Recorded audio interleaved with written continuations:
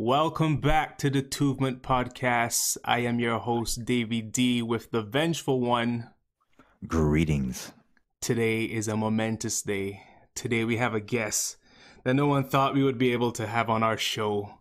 Who? The notorious, Who? the infamous, Who? the misunderstood behemoth, Who? the lovable Calvin the Hermit. Calvin, welcome to the show.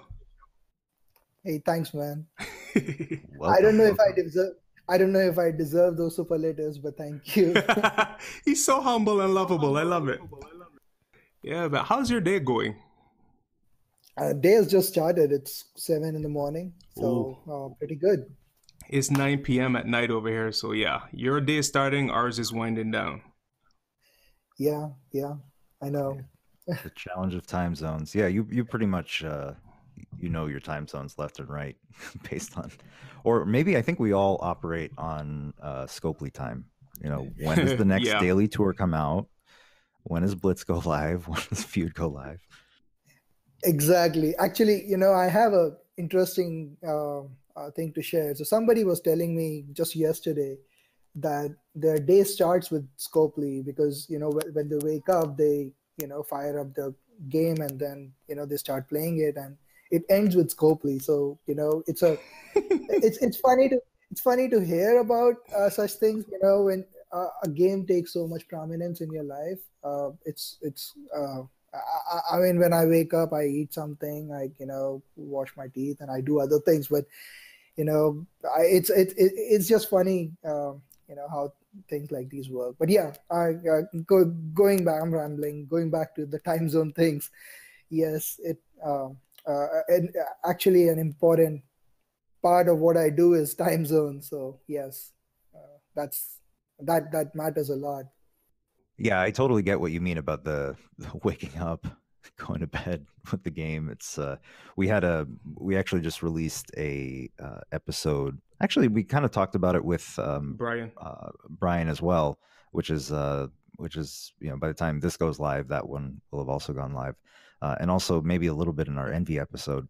This game can definitely take over your life, so I had to make a conscious decision to not look at it first thing in the morning and last thing at night. Yeah, totally. I mean, there are things that I absolutely hate about this game, and there are things that I absolutely love about this game.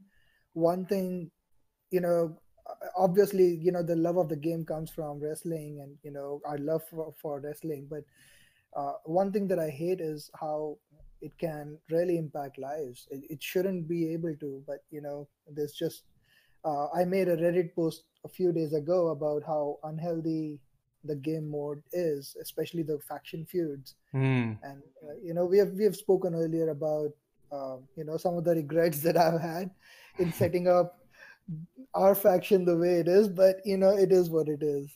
Now nothing can be changed. Yeah. When you say regrets, you're talking about it being very feud heavy. The game is designed in such a manner that it is, if you are hardcore, if you want to be at the top, then you have to sacrifice something. So, if we all have lives, we have, family, we have jobs, we have, our own hobbies outside of gaming or this game in particular. And when feuds come for 48 hours, you sacrifice a little bit of each of that. And even after we win on a Monday, I go back and think, for 500 people, not just 500 from my faction, let me put it this way, for 10,000 people world over, to spend 48 hours on something repetitive over and over and sacrifice a bit of their families and lives and jobs for this, is it worth it? Is it a good use of human time? And that's what I sometimes reflect upon.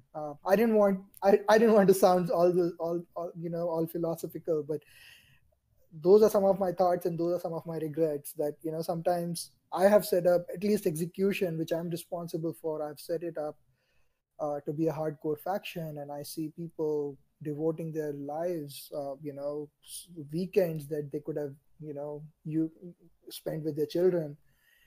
and a bit of me, there are times when I reflect back on Mondays after we have won. Hey, was this victory worth all that family time?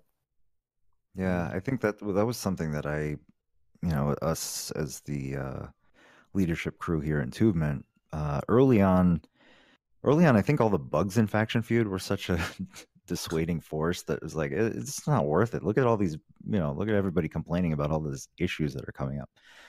So we kind of waited till things settled down. And then, I started to look at it and I said, wow, to really be any good at this, I mean, yes, you have to have a good roster, but more than that, you have to be super active. And I'm just not willing to make that kind of sacrifice. So here we feud casually for fun. If there's an event milestone, we'll make sure that everybody can get their milestone rewards for the event. But at the same time, the way the game is set up right now, there's the feud is the end game. If you finish tour, maybe you can do versus and move your way up there, but versus is such a terribly constructed thing right now with all the hackers and everything. And then the resources needed to climb are not necessarily worth the rewards. And then Blitz is fun, but at some point, if the rewards aren't good in Blitz, it's not worth doing, like the one that's going on right now to me. And then feud is the only one. Like if you're competitive and you want to put your roster to the test, it's the only way to go. So, and then to be matched with quality opponents to go against, you got to be in a good faction with equal talent and all that stuff. So yeah, it's I wonder what would happen if they did, like, I don't know, 4-hour feuds at different parts of the day, spread them out, where it's just, okay, in advance when it's going to be. It's much easier for me to schedule out 4 hours than it is for me to schedule out 40 out of 48 hours. I wonder how that would work. I would say that will work beautifully, because if you have, let's say you have 6 hours in a 4 hours in a day, and you run the feud for 6 full days during the weekdays, at 6 non-overlapping time slots, then you cover the entire 24 hours around the clock. You also take away all the problem with that is that Scopely servers are not going to hold up. But apart from that, because everybody will try to log in during those 4 hours, but apart from that, it'll solve a lot of problems. It'll solve the lifestyle problems. It'll solve the motivational problems currently. It'll also solve some of the complaints that we regularly hear. Hey, rotations, what are you going to rotate in 4 hours? So all of that is, I think that is a much better setup than the current 48 hours do the same thing over and over, when the result is decided in the first 10 hours. Right. For people that don't understand the lingo, because some of us aren't in major factions, when you say rotations, exactly what does that entail? So rotations is such a misunderstood concept. People are like, oh my God, 500 versus 100, 80 versus 500, whatever. People just throw the numbers. The true rotations, I can't talk about rotations without talking about the history, right? So the real rotations started way back in, I would say, April or May of last year, when we weren't even there. We were just watching Creep Squad and Drinky clan go at each other. And we had friends in both the factions, so we were getting live updates. We were just third, sitting there watching these two big guys fight it out. And I know that the difference was so small. One of the factions, again, I won't name or shame anyone, fair game, everything is fair game, as long as it's not as long as you're not taking more than 100 rewards. I think everything is fine. So I know that one of the factions pulled about 10 to 15 people during the night time, and even towards the end, from one of their, what they call, feeder faction, into the main faction, just to win that particular feud. And then it carried on and on until the 10th feud, which we lost. We were winning by a decent margin. I would say 5 to 10 million, and suddenly toward in the last few hours we were overtaken and we were shocked what happened. When we went back and asked people around, it was we knew what was going on. So rotations really started like that. We picked that concept. So I won't take credit for inventing something like that. It's always happened with some of the other top factions at that particular point of time. We just took the concept and perfected it. That's true. Now let's talk about what we did.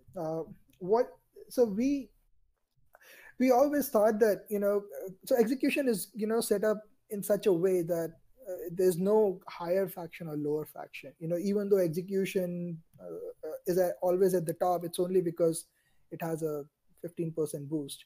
If the boost weren't there, we would just put era on top one day and rises on top the another day. That's what at least we think in the leadership about our factions, and most of our players as well. So our philosophy was always to move our players to spread our players, spread our power, so that everybody gets good rewards. And that's where the rotations really started. We were always we had a pretty good strong base, and all of us, most of our guys in execution were original execution guys who wouldn't go anywhere, even if we lost. So those were the guys that we started with. When we had a good margin over fourth, or whatever position we were fighting for, we would say, okay, this is boring, can we go and help out our brothers in the other faction? And most of the times we would just sweep in at the end in the last 4 or 5 hours, bring them from 16th to 12th, maybe just improve our rankings. And that's what we started with. Then over time, I think things evolved, and we devised a process where the queues just kept going and going, because people would log off, and then there will be people who would want to play more and more. It wasn't about the results. It was more about, hey, I'm here, nobody's queuing up, can you move me to a place where people are queuing up? And then it slowly started evolving, and now we are at a stage where execution, we have 4 feuding factions. Execution and NXT are non-rotating factions. People just stay where they are. And then Era and Rises are our factions that rotate depending on our strategy for that particular feud. So there are times when we rotate very heavily when there's an MP trainer on offer.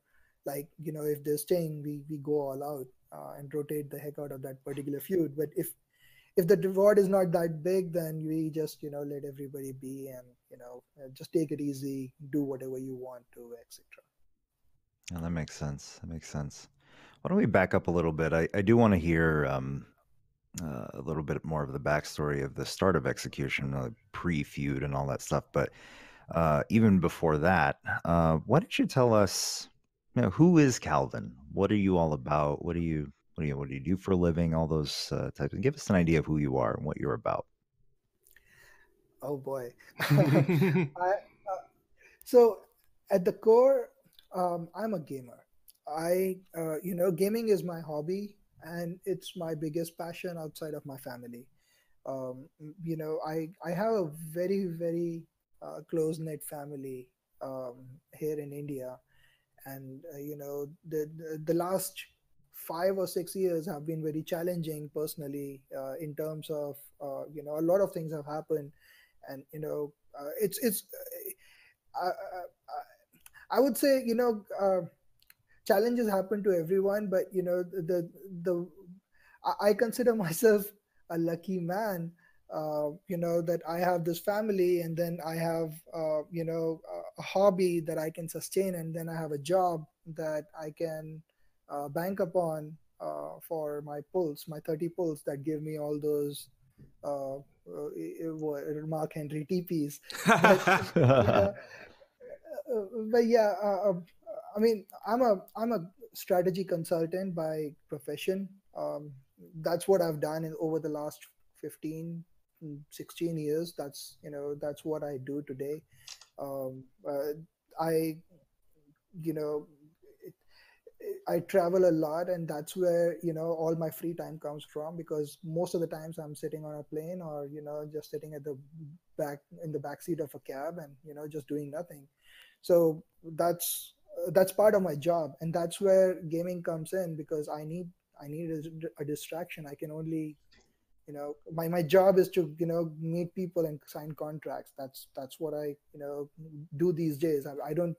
I mean, there are 4 or 5 times a year that I actually do strategy consulting work. But now I'm a managing director in my company. It's a Fortune 500 company, Fortune 200 company. So it's I have a team of people who do the on the ground job, and my job is to just meet clients and wine and dine. It's the easiest job in the world. So that's who I am, and that's where the necessity of gaming comes from, because I have a lot of free time sitting at the back of a cab. Right. So that's who I am. So what is your history with gaming? What did you used to play before this game? Oh, I started way back in the 80s. My first game was some. I mean, my first real game that I completed was Prince of Persia. I think it was released in '88 or '89. On the That's PC? classic. On the PC, yes. Yeah, I love that. And yeah, and that got me hooked. I was, I just, India is a third world country. It's computers came late to India. So even though I lived in Delhi at the time, it was still not, the Delhi of 80s was like the New York City of the 50s. So, there was just, the computers was just coming in. It was the next big fad. And, I took a computer course, and then I saw Prince of Persia, and I spent that entire 3 months just playing Prince of Persia instead of learning computers. I was supposed to learn basic. I think it was GW or Q basic and Turtle or something at that point. I don't remember any of it. I just remember Prince of Persia. That's awesome. So so that's how I got started in gaming. Then Wolf 3D, Doom, all those typical. Mario was obviously there. Yeah. I just I mean it. I was good at studies, so my parents never complained about it. They just every we used to have bets in our family, especially with me and my uncle. I used to play chess with him, and he used to be a chess champion in his days. So I could never beat him, but he was like, if you draw with me, I will buy you this game. If you draw 3 games with me, I will buy you this game. Or if you lose, you'll have to get beaten up by your kid sister. So that's how I got into gaming. I earned a lot of games that way from him, by just drawing a game with him. And then my first MMO, where so all of those, back in those days, we didn't have multiplayer games. Those were all single player games. I did Age of Empires was big at that point of time, which was my first multiplayer game. And then came along Ragnarok Online, which is a Korean MMO. I don't know if many people know about it, but I was in college. Now, this is in 2002 or 2001, I think. I spent 5 days just playing that game. Wow. And passed out at the end. Yeah, it was fun. Sounds like a feud. Man, I wish feuds were like that. So that's my biggest pet peeve. There's no variety today in feuds, right? If you do hardcore raiding in one of those old MMOs, right, like Ragnarok Online or Warcraft is one of the best examples. It's interesting. It's not that you keep on repeating same thing over and over, and you can die at any moment. The whole raid will wipe out. So there's there is fun and excitement which is unmatched by any mobile game today. Um, but anyway, I digress. Uh, so yeah, after those, after WoW and all of that, I got into Guild Wars. That took us, a lot of time. I was struggling in my job at that point of time, so I just took. I would say 2005 to 2010, I was more focused on my life and job than gaming. Mm-hmm. And now that I'm more stable, I've started picking up games again. Just for fun and for time pass. That's awesome. So have you ever had the experience of building a faction or a guild or a clan or whatever the case may be, depending on the game, like you have execution in this game? Have you done that in other games prior to this? All the time, yes. um, every game that I've played, I think it's a I I don't know how it started. I think it started with me not enjoying some of the rules of the guilds that I was in, and I said, no, I this is not how it should be. This is how it should be, and then I started my own guild. I had a guild called Execution way back. Uh, this is it's not. It wasn't a guild. It was more of a LAN thing. Mm. We used to in the college days. Yeah, We used to yeah. Oh, LAN parties. exactly, and we would just have our groups who would compete over. I think it was Unreal Tournament, and then Oh, one of the Need for greatest games Speed. ever made. Yeah, man, seriously. Need for Speed, um, Mm. Age of Empires. Yeah, those three. Or was it Need for Speed or was it Midtown May? I don't know. I don't. There was one racing game, Unreal Tournament, and Age of Empires. We used to broadcast it in our college. Even the professors would come and watch the final games. So Nice. that's where execution really started. And then I joined a guild called Blood Pact. It was in Guild Wars. I was a senior officer there, and then I started leading that guild, and it carried on in Guild Wars 2. There were, I would say, at least 15 to 20 games where execution was created before it was created in the WWE Champions. Oh, that's fascinating. That's fascinating. Now, where did you get the name from? You just took the question out my mouth. So at the core of my heart, I'm a problem solver, or at least I consider myself to be a problem solver. Consulting is all about going and solving people's problems. And one of the most fascinating things that I or pride myself in, or I enjoy doing, is optimization. Uh, and then so if you take a system and optimize the heck out of it so that you get the best possible result, is something that is the most thrilling part of a problem to me. And how you execute it is Mm. the big thing. Another part, and honestly, it's not my own original concept, right? It's something that I borrowed from Bret Hart, the excellence of execution. I was a huge fan of his while growing up. So, I just took my personal philosophy, and, I borrowed the phrase from him, and that's where execution was born. That's pretty Nice. awesome. He is also my favorite wrestler of all time. And I'm Nice. shattered that he sucks in this game. You're shattered. How you think I feel about Goldberg? Cool. And Yeah. I spent so much money on in trying to pull Bret Hart, and there was if people wanted to get to me, they would ask me, "Hey, how are your Bret Hart pulls going?" I think I think in total I've spent almost $5,000 Oh on Bret Hart, gosh. Wow. Enzo, and I think Jinder. I don't know what. So Bret Hart was changed around May or June timeframe last year. Before that, he was available as a mega, and I gave so many blue bags to my faction, just trying to pull him and his trainers. So yeah, almost $5,000 on him and his trainers. And after I pulled all of them, they changed his move sets, and I was Oh, Oh devastated. man, that sucks. Yeah, yeah, wow. Yeah, I remember looking at him when his the trickster version when he was in the game data, and he initially he didn't look great, but he didn't look bad. And then once they made the trap gem version, ugh. I mean, I was yeah. happy to pull him recently with the anniversary because I just have to have him because he's Bret Hart.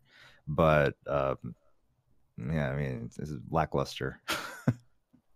I know, right? In So fact, sorry, go ahead. no, I didn't Oh, I mean. just wanted to say, there's nobody who's actually good in real life except maybe Andre, who is True. good in this game. Yeah, that's true in terms of like top tier. It's funny how that works.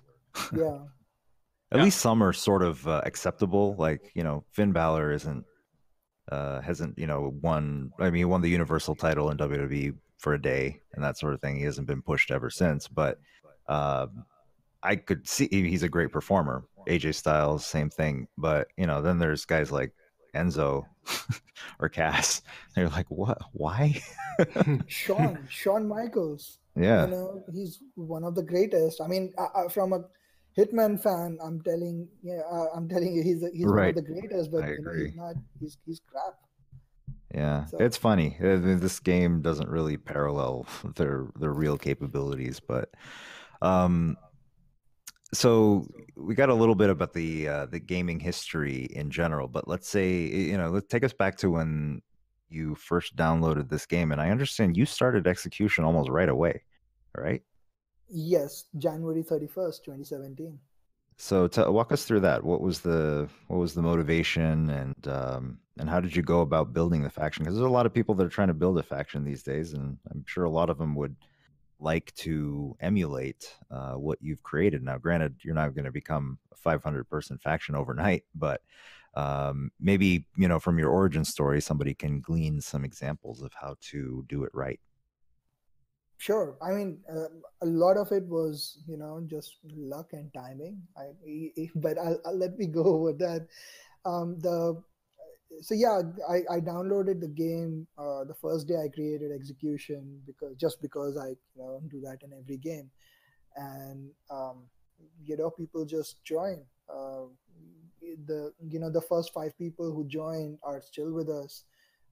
They are all people with 200K plus rosters now, but back then we were all level 1 people.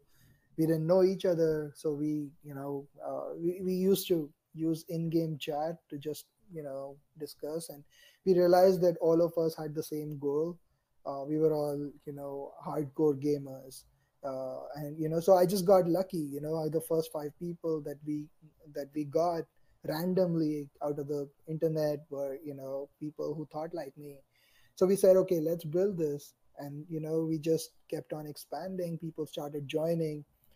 Initially we had a limited success because we weren't that famous. I think the only famous faction at that point of time was the Evolution, which is the Kingslayers now. Yeah, yeah. Hats off to those guys. But the we people just would look at in those days, people would look at your total faction talent before they joined you, because there were no feuds, and there was no way to judge whether a faction was good or bad. So we thankfully, again, the first 50 people who joined, about 30 of them were big spenders. We all spent our way to the top, I would say. So it was a mixture of luck, money spent, and had nothing to do with anybody's leadership capabilities. uh, and timing. It was the right time. Everybody was in the same boat. So if you spent even a little bit of money, you were already ahead of everyone else. True. So people, and there were only 100 spots to be had in Drinky Clan or Creep Squad or the Evolution. So people would, or Vicious Venom or Legends Forever. So there were plenty of people around. We would discard 2 to 3 people every day, and we would take in 2 to 3 people every day, and slowly we started refining. We had our 100 by the first week of April. That's when the second feud was going on. We got the top 10 in the first feud, and again top 10 in the second feud. We were eighth or seventh in both, and that's when people started joining us. That's pretty awesome. So, at what point did you have to? I mean, it sounds like in the early days it was a lot of, good fortune, people, the right people coming in, and then you could kind of go from there. But at the same time, in the history of this game and many games, there have been many factions, clans, guilds that have been a collection of talented players or players that are hardcore, but not all of them last. So, walk us through. You're you talked about that you love creating systems and finding efficiencies and that sort of thing, but how did you go about establishing the culture and then the code by which the faction runs, which has allowed it to blossom over this past year? So again, I think I got lucky in those respects as well, because the core values of any guild that I create, or I've created in the past, have always been that team comes before individual. There are no nobody is more important than the other guy just because you have spent money, or if you've started the game 10 days before the other guy, doesn't make you any special. Because think of it as a football team. You have a quarterback, but unless you feed the ball to him, he won't, he cannot do anything. So yes, the big players are important, but the small players, the defenders, the people who feed, who throw the ball to the quarterback, are equally important.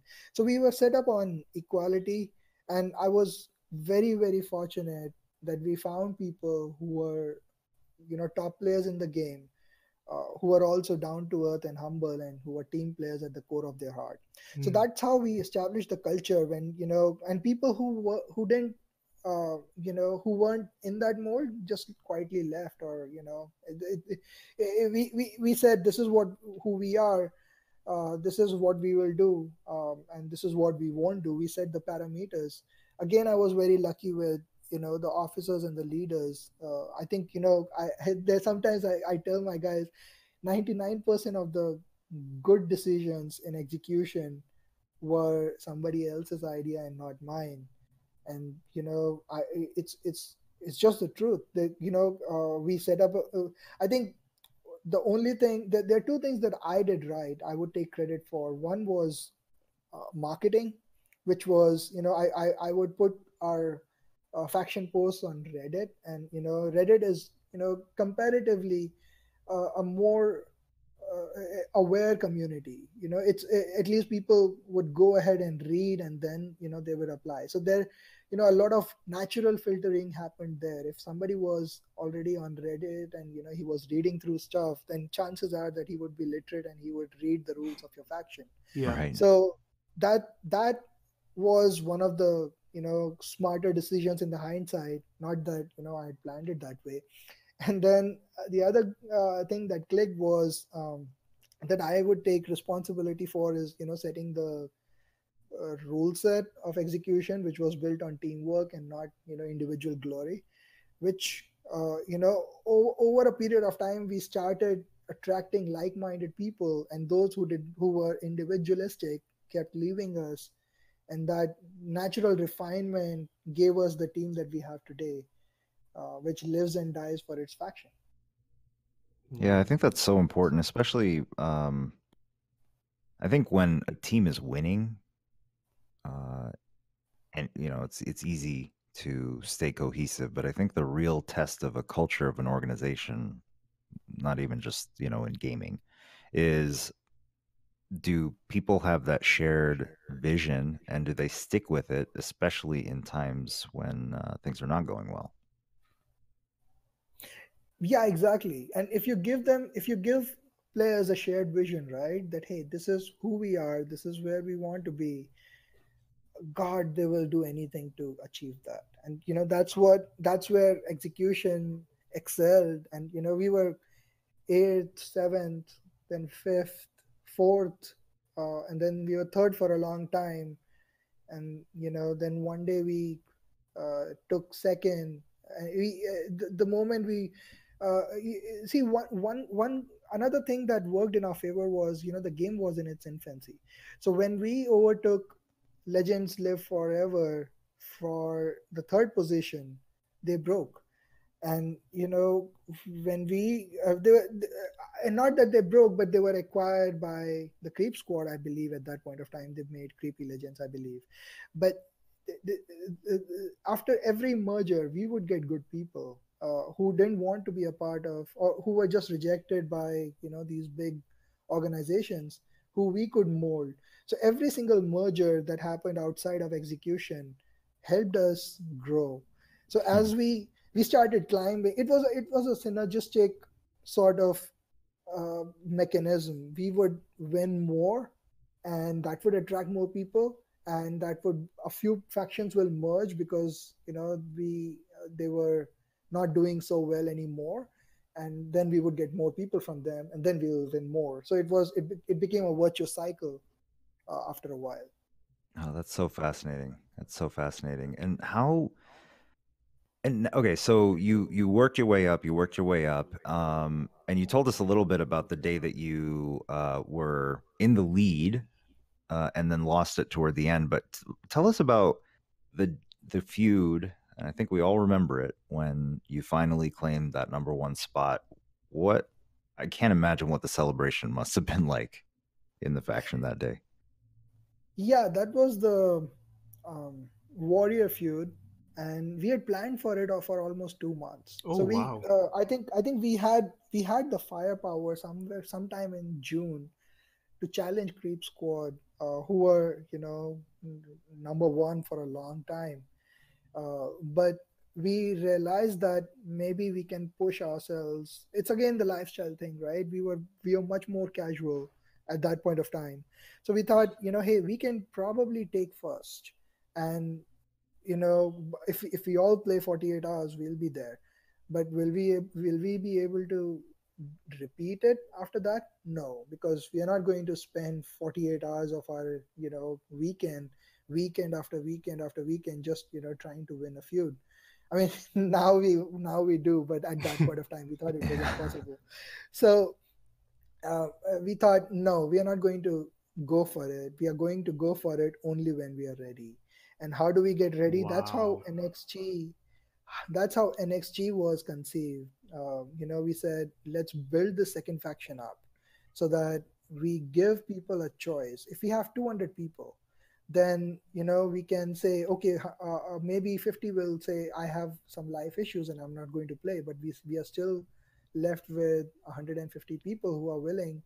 So we would put the most effective 200 into the top faction, and the other 50 in the second faction. And then once we get to a certain stage, we'll shift people from the top faction, and bring the other faction up. And that's what happened with NXG. It started, I think the first time we created NXG, one of my leaders said it's never going to work. So it was just the three of us who went and leveled that faction, attracted some. Again, I was very lucky with some of the players who joined. There's a guy called Mr. Billy Goat, and that guy is a monster. Oh man, he is such a good leader. And the first day, he was saying something, and I said no, and he said, trust the goat. And man, to this day, I've trusted the goat, and he has never let me down. So we were very lucky to find some of these, real gems, real, leaders of men. I mean, they are smarter and they're better than me. I just take the credit, but so yeah, that's how we built NXT. We had some very strong leaders. They came up to the top 10. I think in it took them 3 feuds to move to top 10 as well. So once we had the two top 10 factions, we said, let's decide a date where we are going to do it. And we said, okay, August 7th, I believe. I still remember because we planned for it for so long. We said August 7th is going to be the D Day. And we kept talking about the D Day, D Day. It just became a buzzword, and everybody was, it was just shared vision, a lot of planning, us knowing our capabilities and that culture that we had that made us achieve where we were. That is so fascinating to me because it's you could have, like you said, in June, you could have, sacrificed 48 hours and won, maybe. But I think knowing ahead of time that if you win it once, you're going to win again, and you weren't willing to give up what it would take to give up to do that. So just the foresight and the self-awareness to plan ahead and to build toward that that's pretty remarkable. That takes some dedication, like you said, leadership and shared vision. To piggyback on your point, Vengeful, as I was listening to Calvin speak, one thing that came back to memory was when he said he would always play chess with his uncle. And I see a lot of strategy in terms of his leadership, because it shows me that a good leader doesn't necessarily have to have it all or know it all. But when you surround yourself with those people who are au fait, experts in certain areas, and you just move them around like a chessboard, and it's not always about making the move right now, but strategically thinking ahead. Okay, if my opponent does A, B, C, D, I have to wait for that right time to make my killer move. I see a lot of chess and strategy in how he operates, and I think people need to realize that running a successful faction does not necessarily rely on how big your ego is or how much assets the leader has, but how the leader more so strategically uses people around him that are very what I'm saying, proficient in their area. I think you nailed it. Let me add some of some anecdotes, right? So there was a time when creepy legends and creepy venom were 4 and 5, and they were creep squad was obviously one, and we were like, man, these guys have a monopoly. They have 1, 4, and 5, and how are we going to beat them? And what we decided was to push the first faction hard. And what it was, again, it was what you said, right? The chess moves. And again, it wasn't just me. I think the collective might of executions leadership, we used to have strategy sessions, and this idea came up from somewhere that we don't have to win. Let's just do enough to push them so hard that they are forced to borrow from creepy legends and creepy venom. And that's what happened. We pushed them hard, and we gave them, and this is when we were in the lead, I believe. We were winning. So we said, let's not win by a big margin. Let's win by a small margin so that they think they have a chance. I'm sorry. I'm just giving away some of my trade secrets here, but we we we pushed their creepy legends through our NXT faction, and we pushed Creep Squad through our execution faction, and that because we just did enough, and that's why you would see some of those factions down to 90, 95, even 85 people, because we were just giving them a whiff of, if we win by a large margin, then everybody sleeps. But if they think they have a chance, they pull all their people in. And that's what happened. Slowly creepy venom and creepy legends disintegrated, because they had to feed their mothership, and they couldn't sustain themselves because they had to feed their mothership. That was the strategy. Wow. I love it. I love it. Yeah, it's so easy to look at whether it's sports or this, whatever. Look at somebody at the top or some team at the top and just hate them for being the best. But I think one of the things that I take to heart from Tim Ferriss, there's a lot of things of his that I've read and love to implement in my life. But one of the things that he says is think about what can you learn from somebody that you hate, because basically it makes you set aside the emotion of how you feel of that person and really dissect not what you project they do or don't do, but really makes you look at the strategies and mindsets and routines that they have that contribute to their excellence. And I think, honestly, I think it's a really valuable thing in a case like yours. Again, your faction gets a ton of hate from the general community, but the truth is that, who else is going to do a strategy like that? Can you pull that off? Well, someday somebody smarter will come along and beat us. So it's not. It's what goes up comes down. Is one of my favorite sayings. We'll be beaten true. one day, and I just hope it's somebody smarter than us rather than somebody with bigger rosters. Well, I think what it goes to show is that it somebody will beat you, but I think it's pretty clear that it's not going to be by brute force. That it's going to have to be a strategic effort over the course of time. A chess master. Absolutely. Speaking of leadership, is there anyone that you look up to as a mentor, whether they're in your real life or just a personality that you glean from? Not in particular. I do read a lot, so I have picked up a lot of stuff from Jack Welch and Lee Iacocca, and there's a guy called Kautilya, or he used to be an ancient Indian strategist, or even Sun Tzu. So I read a lot in my free time. So I've picked up elements from a lot of people, and my job has helped.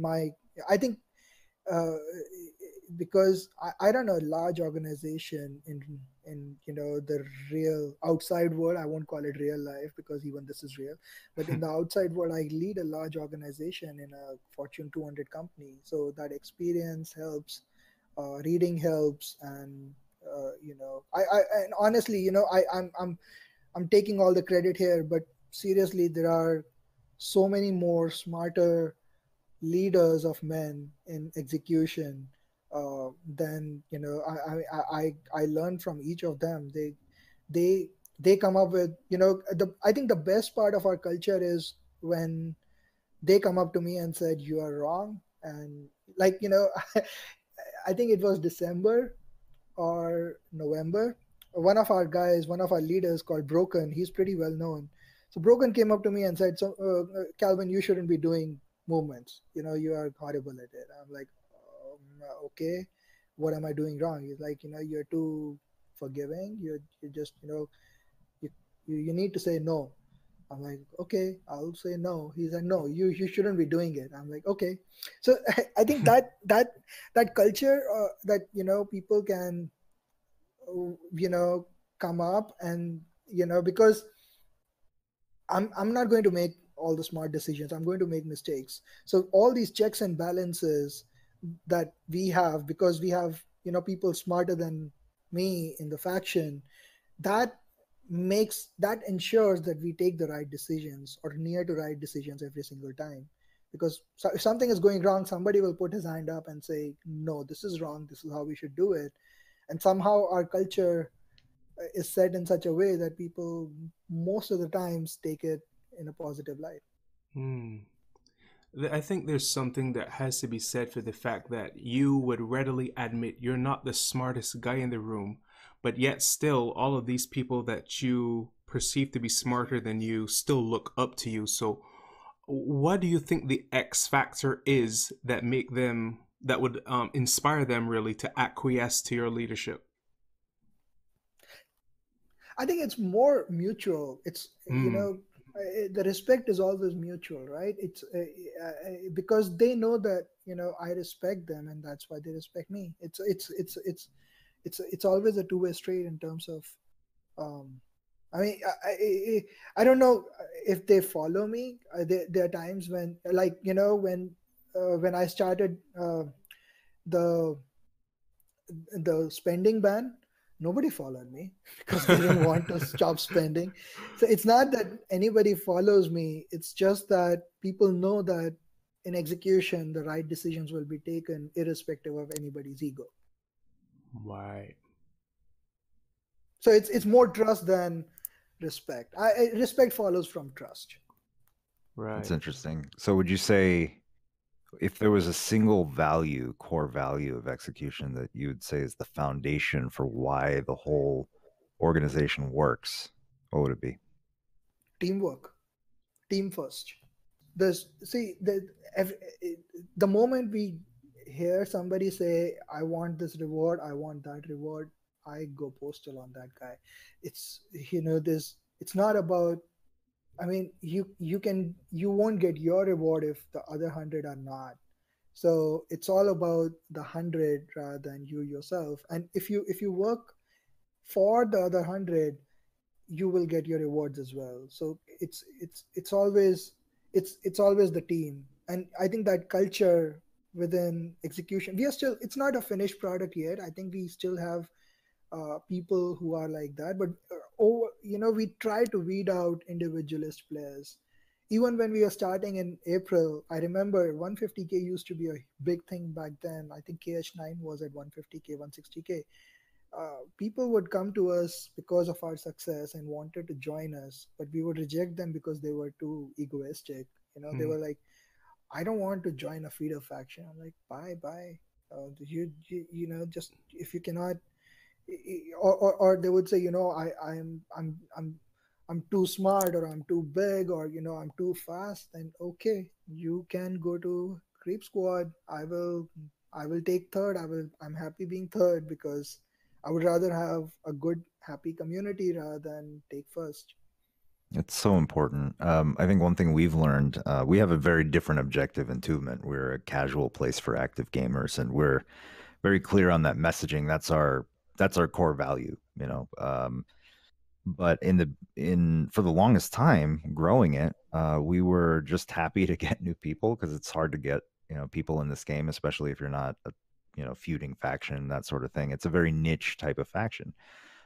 But once we actually put our foot down and said, okay, we're going to put an application process and we're going to build in some some filters so that if people get to the interview stage, it's clear that they have read all the rules because we put in something in there to make sure that they read the rules and that sort of thing.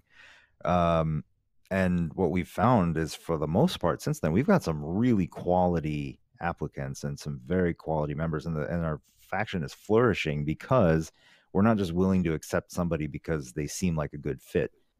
They have to kind of prove that they're a good fit and live by that culture that we have. And we're happy to let people go, if they realize, because that's happened a couple times where somebody said, I actually think I need a little bit more feuding in my life. I'm like, okay, bye.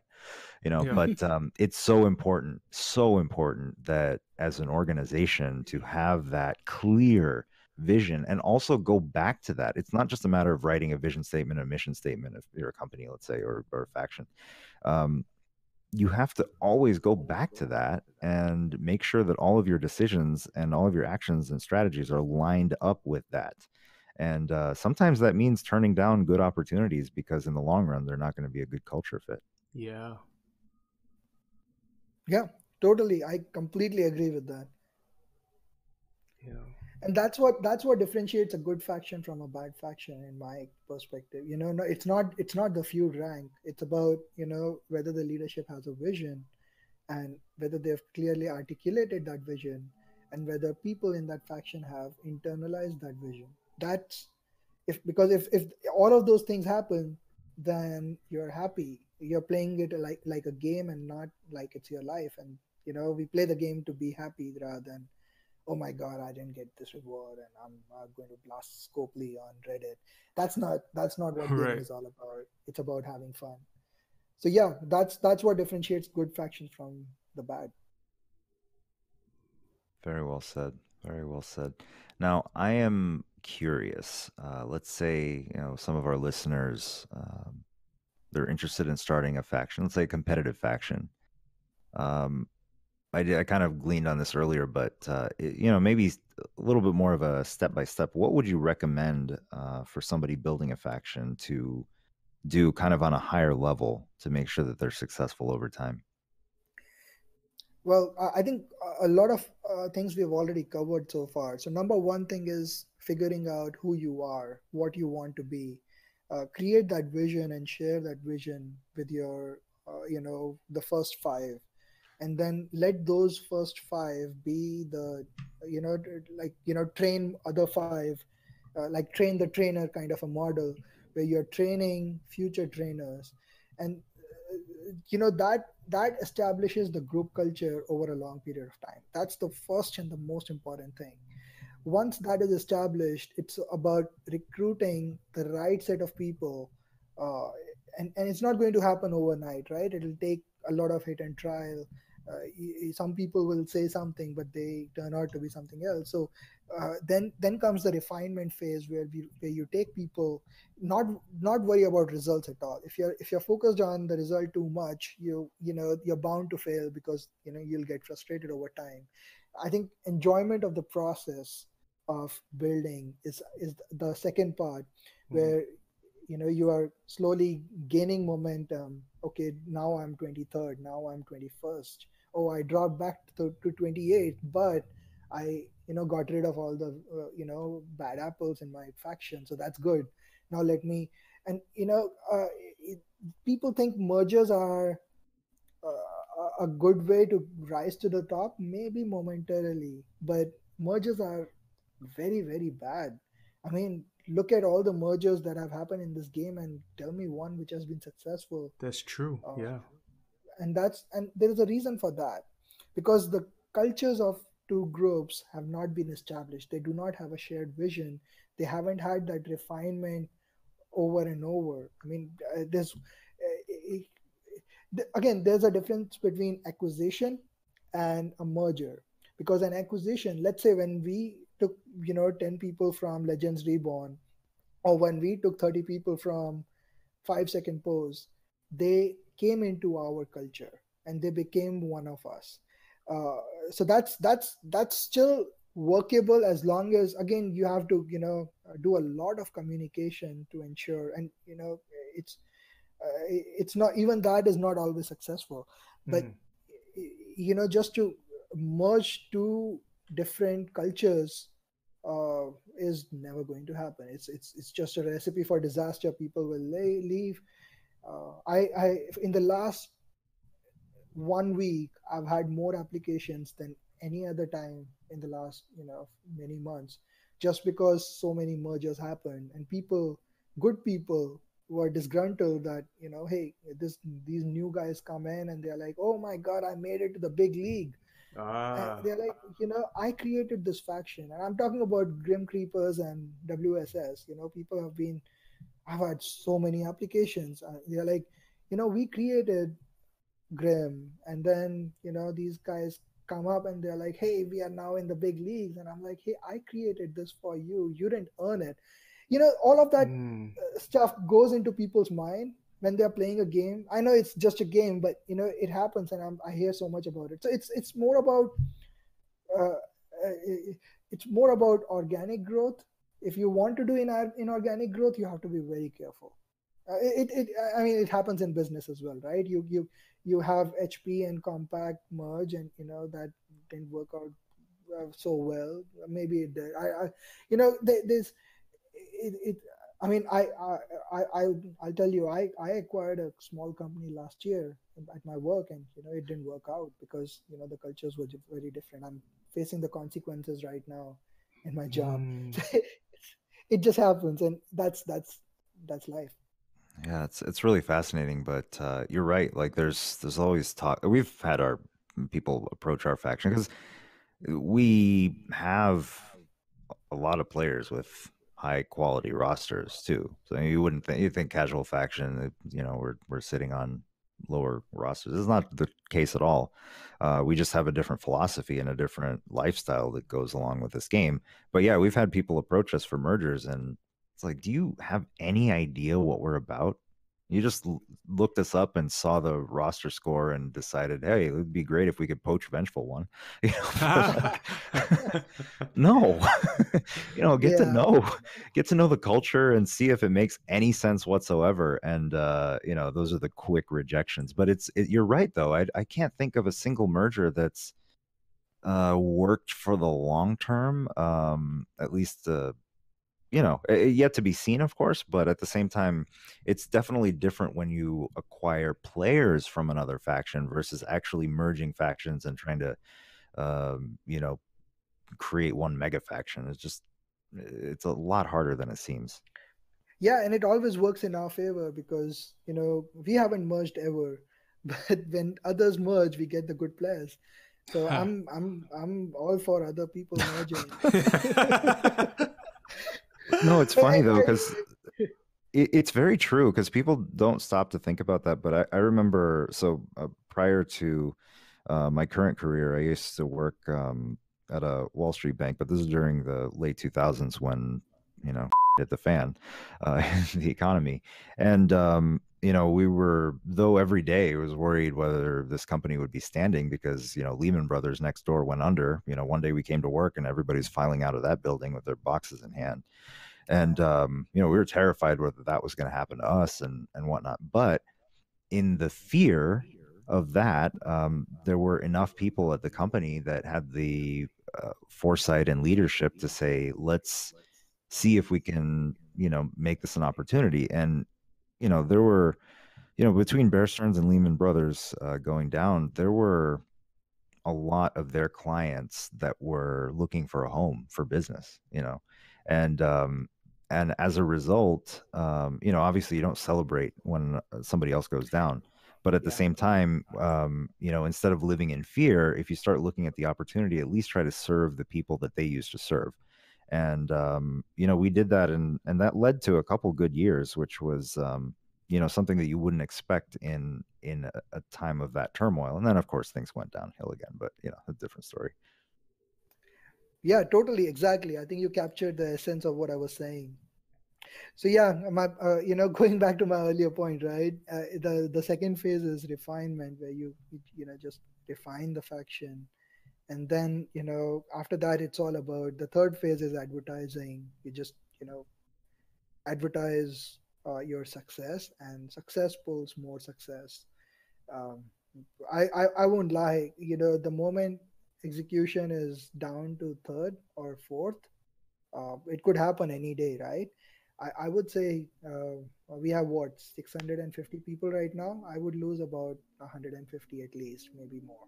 So that's how it is. Success always attracts more success over time, and that's why big empires always fail. Well, I think that's also why I've kind of gotten to watch the way been fortunate to be able to watch the way you kind of run your organization, especially during feuds and whatnot. And let's say this last feud, it's Acrobat Valor. Who wants that reward? It's one of the worst characters in the game.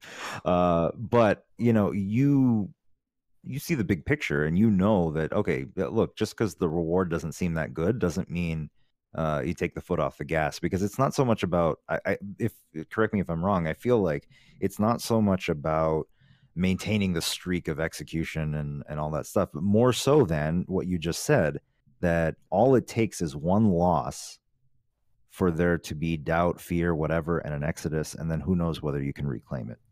Yeah, exactly. It's a psychological game at the top. At least the top three. There's so little difference between the top five or top three. One spark and things will crumble anywhere. Yeah, it's really fascinating, and I wonder how that dynamic will change. When 4-stars come out, because in the beginning, I think a lot of the top factions, like you said, if you were able to spend your way, you could definitely have, again, win by brute force. But then after some time, it became more tactical because rosters leveled out a little bit more. It'll be interesting to see when that aspect of the game comes into play, how it shifts the dynamic across the top 100 even. Yeah, I mean, it all depends on how Scopely implements it.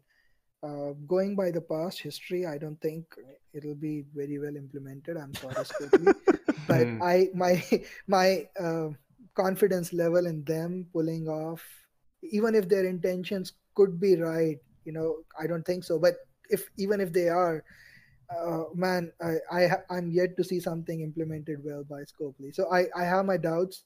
There will be a lot of hue and cry. some of it legit, some of it just people crying about what they cannot have in life.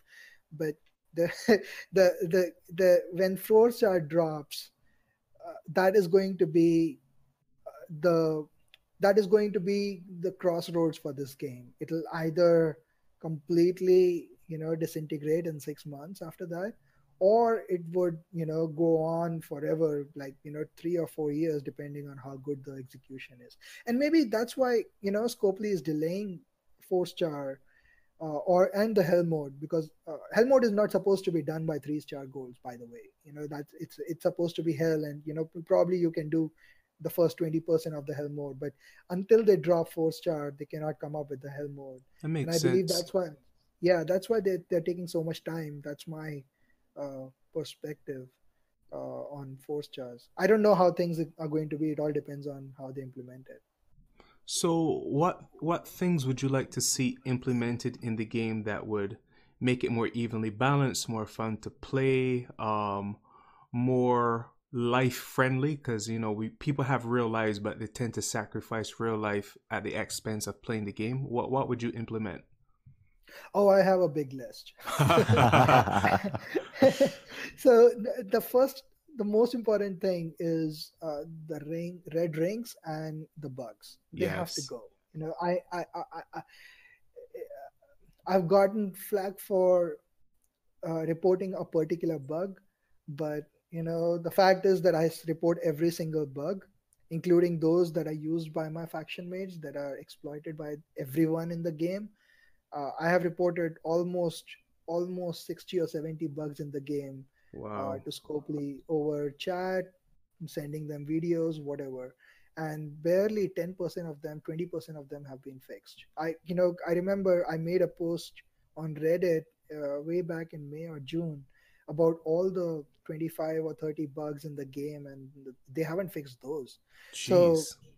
yeah, and by the way, that we right after that we did a spending ban, and almost 1,200 people, I believe, committed to spending ban, but nothing. It didn't work out. It was a disaster, and that's something that told Scopely that this community is divided and it'll never band together, and we can do whatever we can without any consequences. And that's why we are in such a sorry state where we are our personal differences have led us to a state where Scopely is in no hurry to fix the bugs. And anyway, so going back to the original question, number one, the bugs have to be fixed. That the versus mode, the feuds, there's so many little things, quality of life changes, that have to be done. So that's one thing that I would implement right away. Another thing is the rewards. If you look at the end game of this game, right? It's faction feuds, as you said. The I mean, it doesn't feel worth it to me after winning it. Think of what it feels like to be the 24th or the 34th faction. And we have those factions, Yeah. right? We have a faction in the top 50. I know those guys work as hard, not as hard. It's hard to quantify work hard, but they feud their asses off, and then they, because they don't have the queues or they don't have the rosters, uh, they don't get the rewards. So I think a lot of people have already covered this on Reddit. Maybe a tiered system or rewards going to top 40, whatever works. Again, I'm not somebody who has the statistics. If they give me the stats of the game, I can tell them exactly what to do. But right now, I think a tiered system where maybe the top 20 are in one tier, and then the 20 to 50 are in another tier, and people at least get some better rewards. That'll bring a lot of people to the game. Right now people are leaving because they don't see any point to the end game. They, it's the same old thing. They do the same thing for 48 hours, and then the result is already determined in the first 6 or 8 hours, and the rest of it is just doing the same thing over and over. So Yeah, that's the other thing that I would change. I think in general, the payouts across the board in this game are pretty stingy if you account for the number of hours that go into it. Yeah. Yeah, you cannot. I mean, so one of the suggestions that we came up with when I made that post on Reddit was, the 1-star common tokens are not really common and they should be farmable. Yeah. Guess what Scopely did? They came up with 160. They did listen to us, but they always half listen to us. Right. They take our suggestion and then they mold it in such a way that I'm like, this is not what I meant. But anyway, so they still make us pay for the 1-star silver tokens. They cannot be farmed. I mean, yeah, the events have them, but really, if you play any other game, a mobile game or a PC game or a console game, you can farm a stage if you are dedicated enough and get the materials at least at the lowest level, the common materials you can get just by farming. Yeah, But that's not true. in this game. So No. again, I don't want to sound too negative. I love this game. I really it has its faults, but again, it has its charm. So there are ways of improving this game.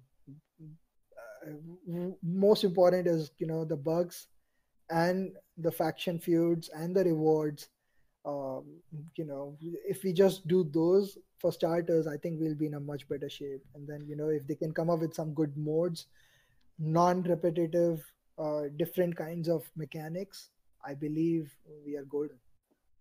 Now, if you were in charge to make the strategic decisions at Scopely, I know you touched on some of them here in terms of fixing things, but in terms of strategically moving it forward, maybe at a higher level, what would the roadmap look like? Okay, so now this is the sad part.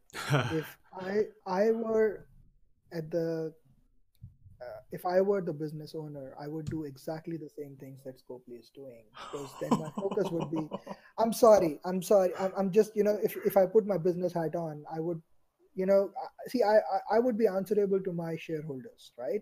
And my Yeah. focus would be on giving them, I mean, when you go and buy shares in the market, I don't know if you guys invest in stocks, but what do you look at? Do you look at the feelings of the customers, or do you look at the returns on those stocks? The bottom line. Yeah. Yeah, you look at the ROI. Exactly, and that's what the owners would think like. So if I am the owner, I would want the game to have longevity, but I have so little. I mean,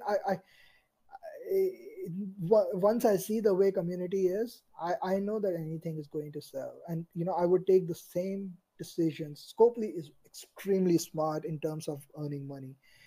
Look at the December event. What did they do? See, after Farmageddon, everybody had a lot of TPs and coin in their inventory. So they knew that any new stuff that they put on the market will not sell unless they do inventory clear, because everybody had a lot of goodies. So they came up with a brilliant event which took away all your TPs, absorbed every single coin, HP, TP of yours. And in the end, they still earned money because of the last day when they started selling those packs. So A, they nullified the impact of Armageddon, and B, they earned their money. And now, because people are out of TP, that event was very successful, by the way, for Scopely, and that's why they've repeated it again in February. Again, we are seeing these, spend these many TPs to earn these uh, money points, And and a at the lot end, more of them too. yeah, and this is all inventory clear. If you look at why does faction feud have points for spending HPs? Because Scopely wants you to spend your HPs, and they don't like 4,000 HP inventories. They want that to go down so that people buy more packs. And guess what? Once 4-star drops, the TP demands are going to be more. If people's inventories are empty, they will buy more, and they will buy more rush packs, and that's how Scopely makes their money. So yeah, they're doing everything right. As a business, they're doing everything right. Yeah, it's true. But I do wonder, though, at some point, like you said, when it becomes too repetitive, too cost intensive, both in game and real life money, right? At what point does enough of the player base leave that you have to get a little bit more generous, just to entice people to stay? I don't think it's just a matter of adding new features, because there's some new faction HQ and some of those free resources they give, love it. But how many of those things can you really add that still don't address the core issues? So this is a mobile game, and the lifespan of a mobile game, I think, if you take away Clash Royale, Summoners Wars, and what Hearthstone, I think the typical lifespan of a decent mobile game is 3 to 4 years, maximum 4 years.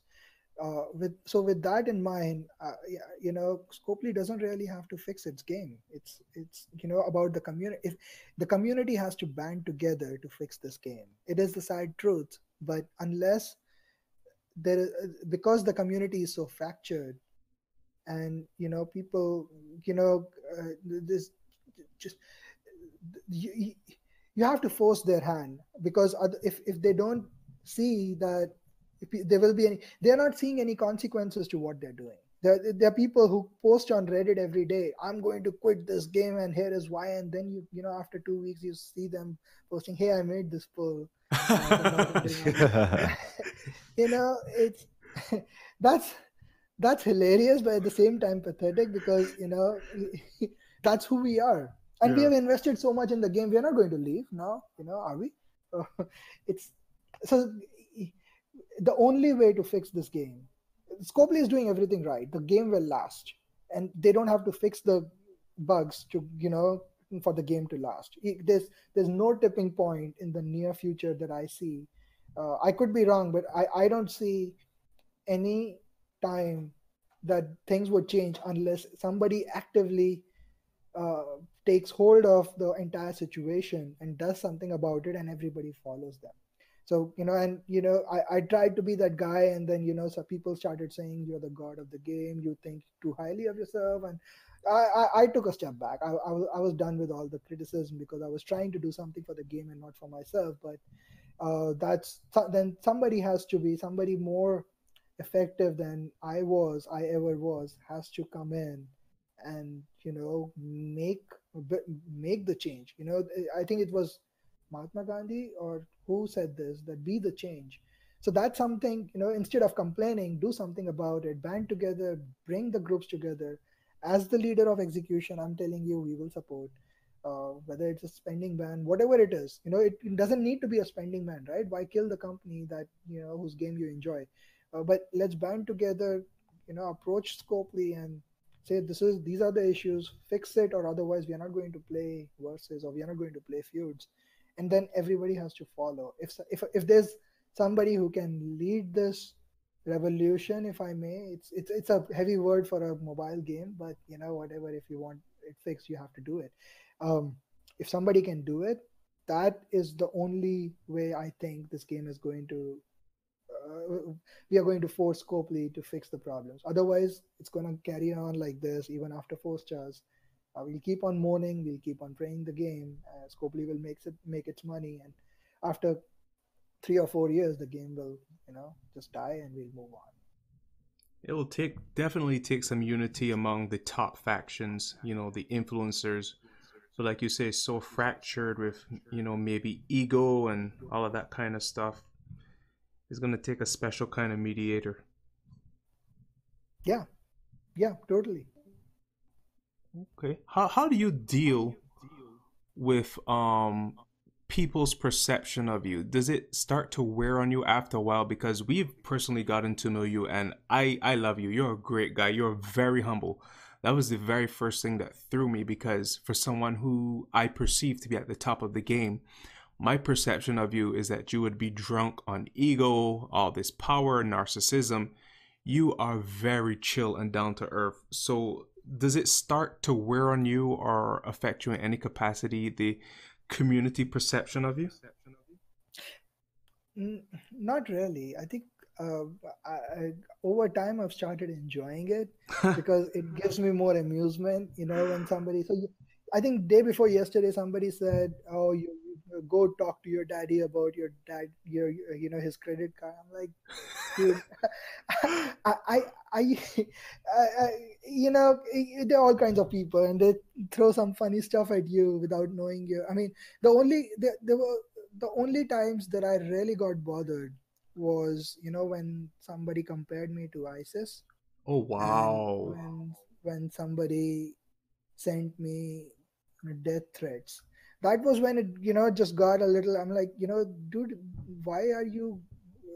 First of all, this game is making you miserable, and Yeah. you're not trying to make somebody else miserable because you cannot live with your own misery in your own heart. So that's, I think those are the only times when I really get bothered, because otherwise, I take it very light. It's a part of the game. Somebody, uh, people don't know you. I've spoken to so many people in this game, and I can't remember of a single person that I mean, there are one or two, that I can think of, but apart from that, every person, even in Creep Squad, there are so many friends that I have. Haven, I think yesterday I was telling somebody that there's only one guy in Haven that I don't like, but apart from that, the 99 people in that faction are awesome. Yeah. And some of my favorites, Luda, for example, he's my one of my favorite guys.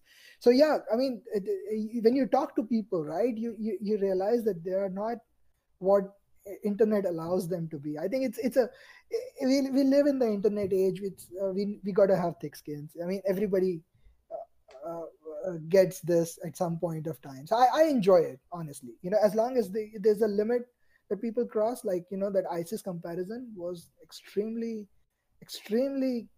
bad. Yeah. That's where I got impacted, but otherwise I don't. Yeah. Okay.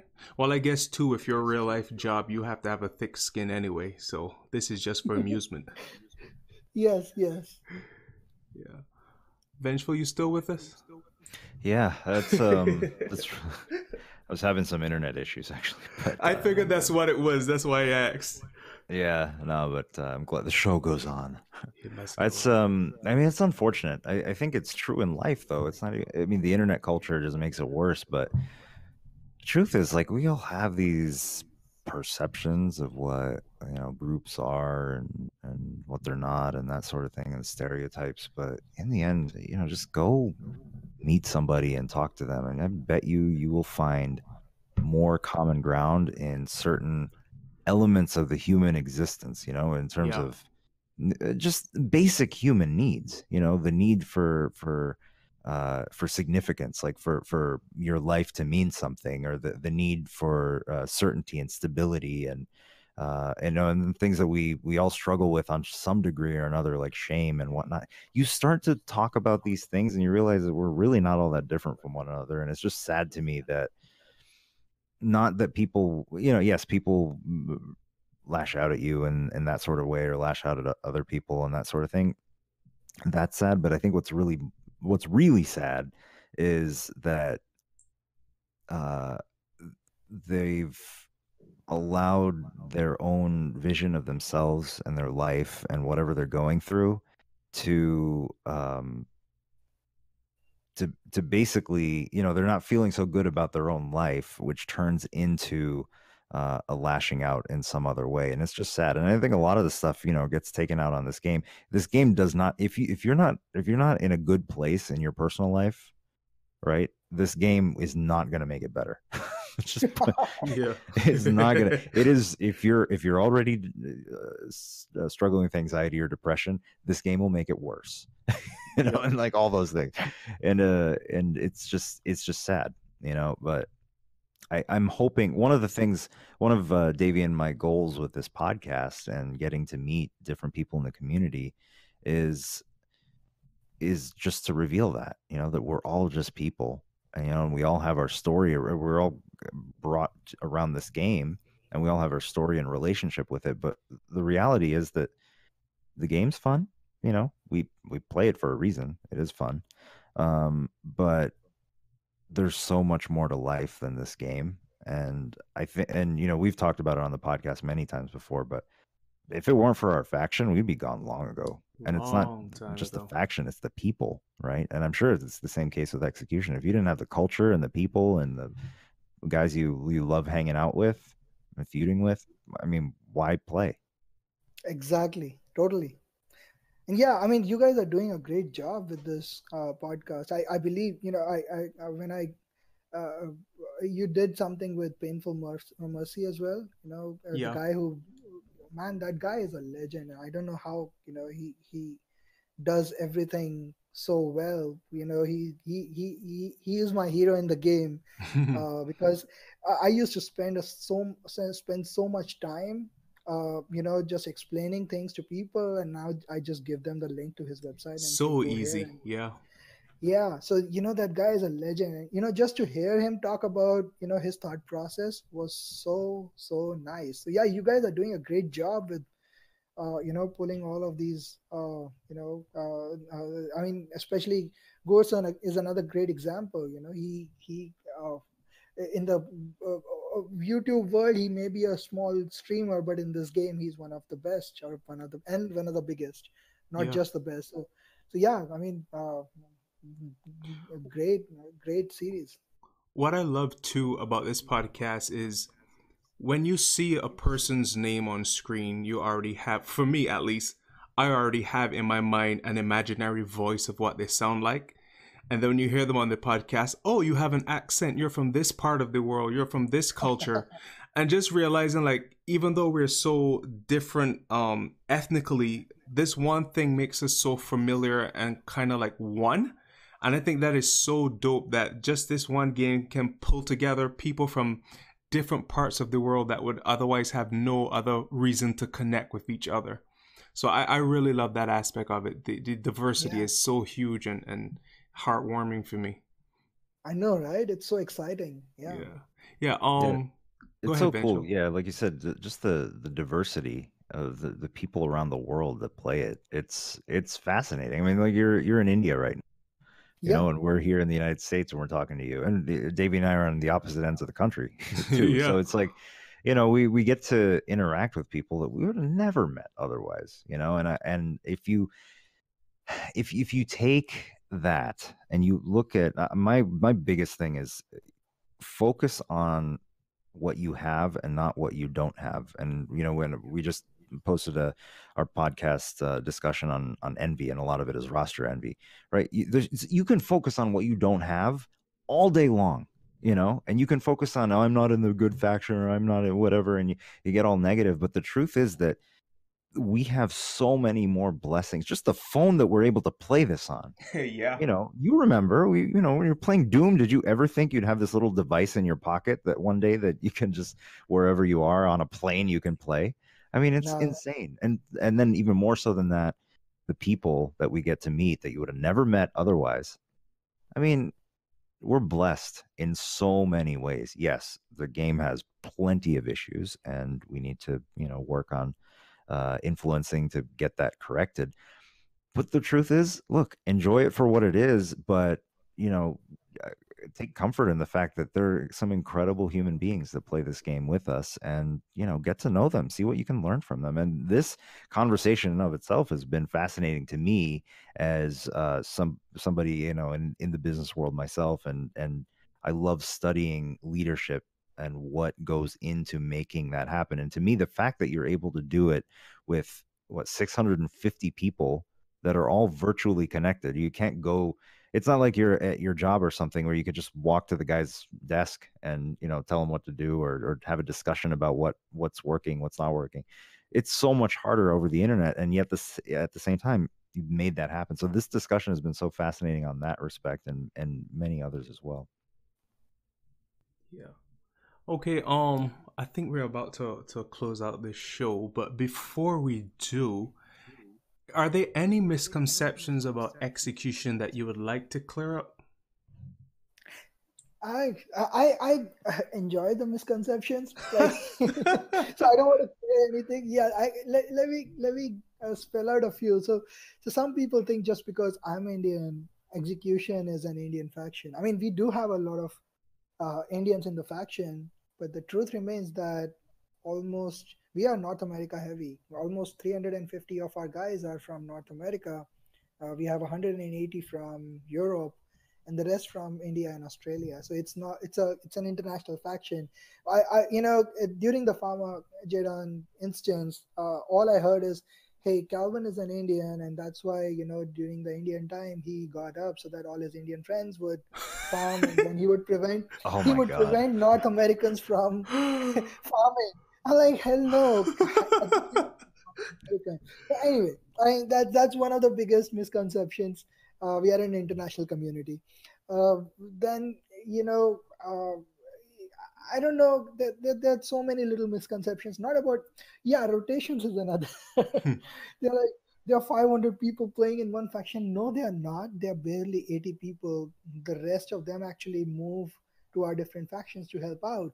So no, at least execution, which has been number one for the last 8 months, has barely rotated at all in the last 8 months. We Wow. have never had a situation where we had to pull people from our other factions and put them into execution.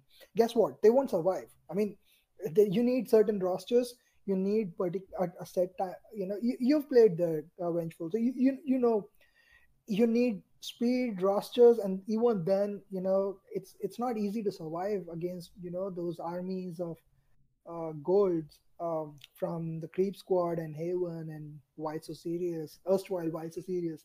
It's it, it's impossible to pull people to help out execution. It's always the other way around. So that's one big misconception, that hey, execution wins because 500 people play in.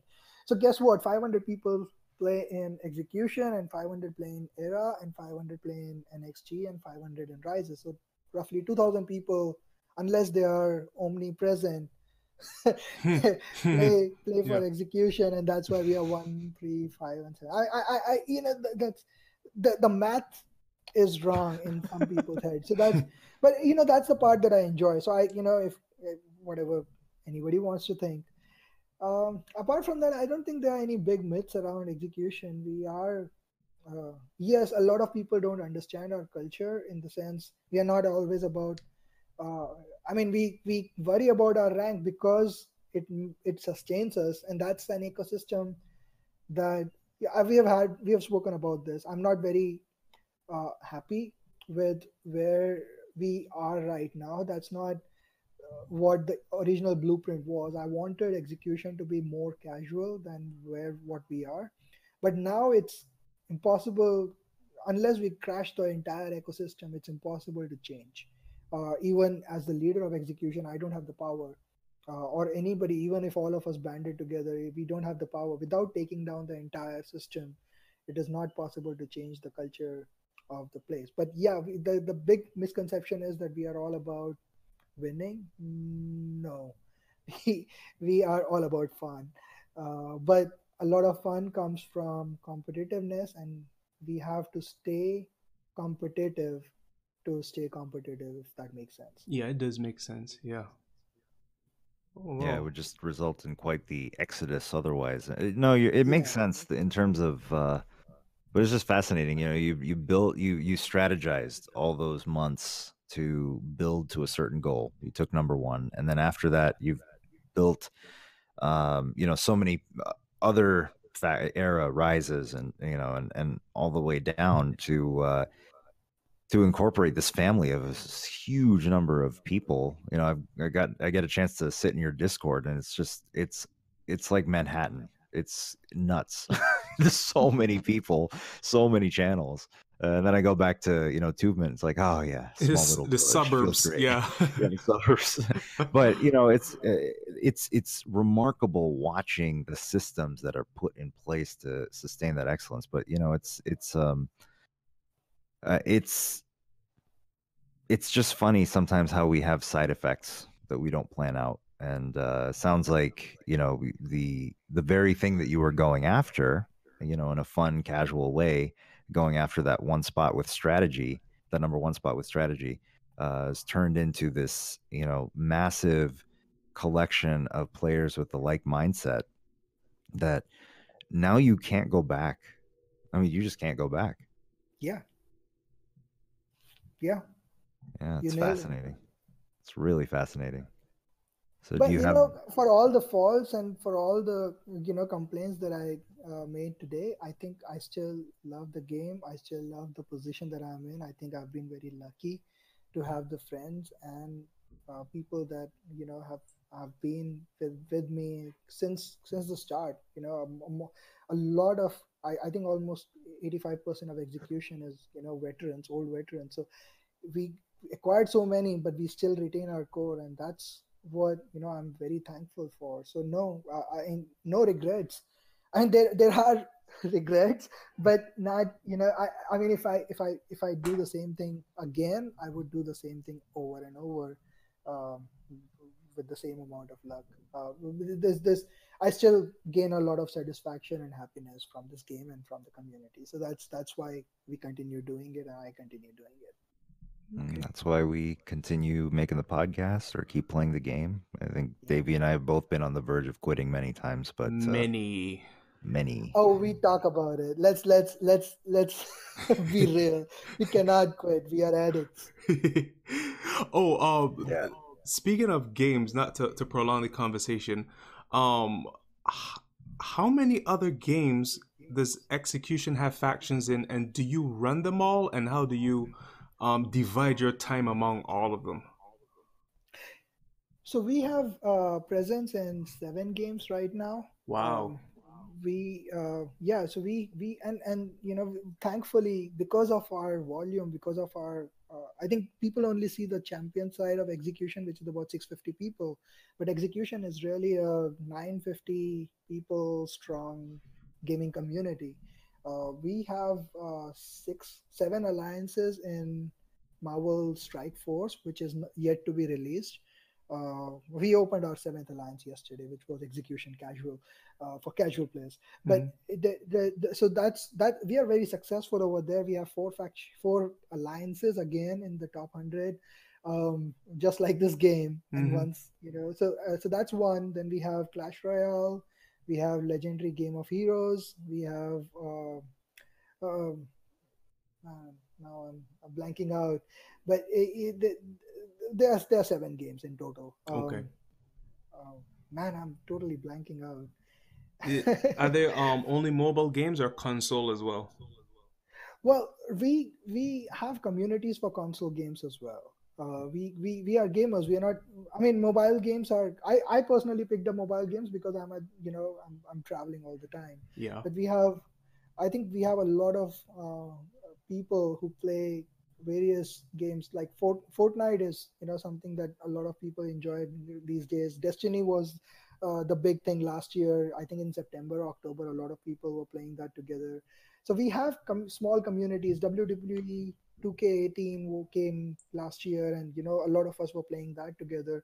So when a new game drops, we all decide whether we are going to play this together. It's easier because now we are all friends, and we don't have to find new people or new guilds outside. When we start a game, we start with the 900 strong, like Marvel Strike Force, right? When we started, we already had this huge player base. We just said, hey, we are going to start this game, and guess what? Everybody joined, and these guys are strong players in one game, and they are gamers. They excel automatically in another. So it's very easy to find yourself a new game and establish yourself there and be with the same people, same friends, and so now the trust is already built in, leadership is already built in. Rohano, for example, who is our recruiter over here, is one of the leaders of our casual alliances in Marvel Strike Force. So it's just so easy with the gaming community to expand. And how do I divide my time? By not doing anything.